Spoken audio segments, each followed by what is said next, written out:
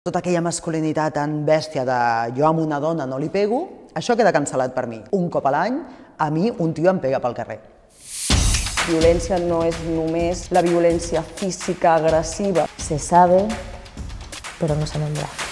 Ya de por sí las mujeres nos hipersexualizan, pero si somos lesbianas, mucho más.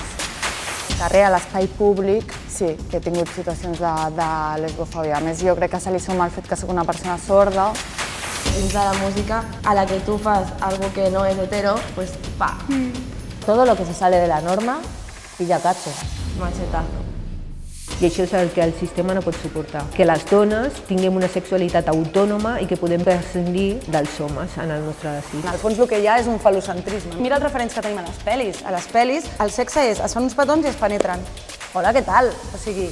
La culpa la té l'heteropatriarcat. El que hem d'apuntar és a l'heterosexualitat. No l'heterosexualitat com a pràctica, a mi què més em dona amb qui s'enrotlla, no sé qui. Però el tema és que l'heterosexualitat no és una pràctica, és un sistema. No, no quiero tu aceptación, quiero que me dejes en paz. Per això crec que la resposta a vegades sí que ha de ser una resposta contundent, que l'autodefensa és legítima. Ha de ser una resposta col·lectiva, tota l'estona. Necessitem moltes referències que visualitzin aquesta diversitat d'opcions sexuals que són reals com la vida mateixa. Si jo escric, jo em preocupo de que hi hagin dones, de que hi hagin lesbianes, per favor, de que hi hagin trans. Ara mateix el món és d'homes blancs heterosexuals per homes blancs heterosexuals. A mi no m'interessa. Jo la història vull que estigui escrita per nosaltres. Jo estic farta.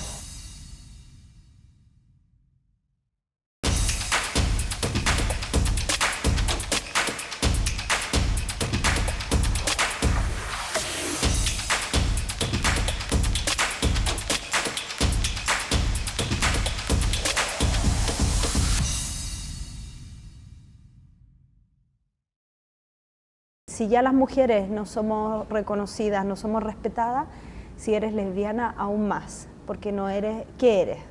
Como dice Monique Wittig, ¿qué somos las lesbianas?